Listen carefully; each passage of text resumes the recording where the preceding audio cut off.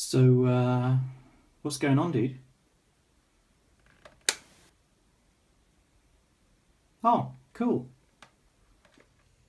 Hello, Francis Bryars with Everyday Magic.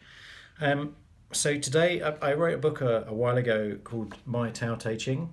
You can see I've got notes and marks in it. And I it's a version of the Tao Te Ching, which is an ancient Chinese text, where I wanted to take its wisdom, which is really beautiful and rich and deep in my experience of reading many different versions of it, and put it into language that made it more accessible for modern life and for day-to-day life. So I wanted to read one of the chapters to you and then talk a little bit, just briefly, about what it means to me. It's chapter 20. Yes or no, good or bad, what's the difference? Someone shouts, "Terror!" Should we all be terrified? Everyone's excited, like toddlers at a party. I am unmoved, like a newborn before it learns to smile, open, undefined. Everyone's rich and cosy, I sit empty-handed, a ragged fool. Nowhere is my home. A fool to the core, everyone is bright. I sit alone in darkness. Everyone has answers, I only have questions. I am adrift and rudderless on a stormy sea. I am the odd one out, the stranger in the corner. I am nourished by the mystery. I am nourished by the mystery. So, if you're watching this in other parts of the world, you may know in the UK we recently had an incident near Parliament where some people tragically were killed by someone in a car, and also someone was stabbed in a shooting. It's been labelled a terror incident. And I saw an article about how these that was commenting on how these things get named differently now in some way.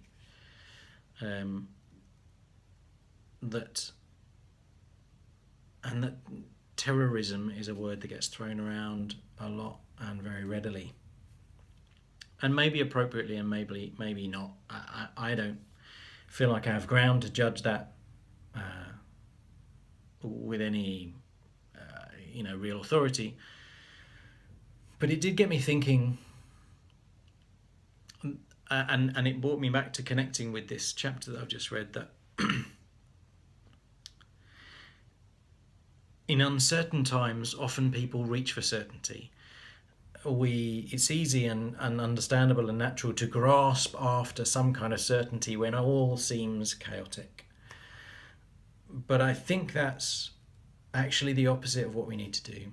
And whether it's around this kind of specific circumstance of these kind of incidents, of terror incidents, and the kind of scariness out in the world, the obvious scariness, or the more subtle scariness of just the growing complexity of the world. I work in leadership development in big organisations, and it's well recognised there's a growing pace and complexity about the nature of the business environment, the nature of the commercial and economic environment.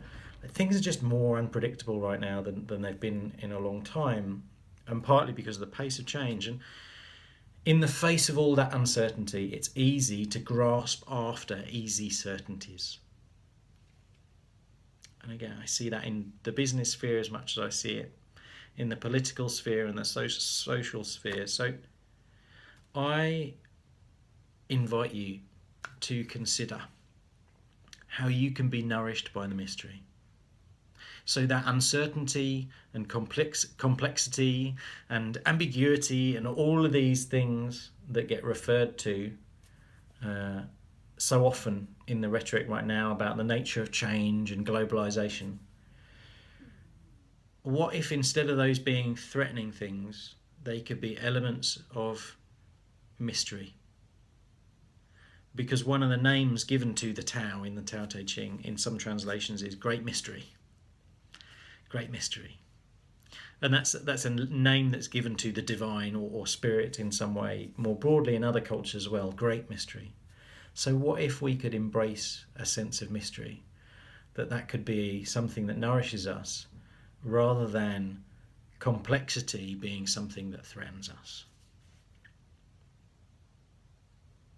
I don't know.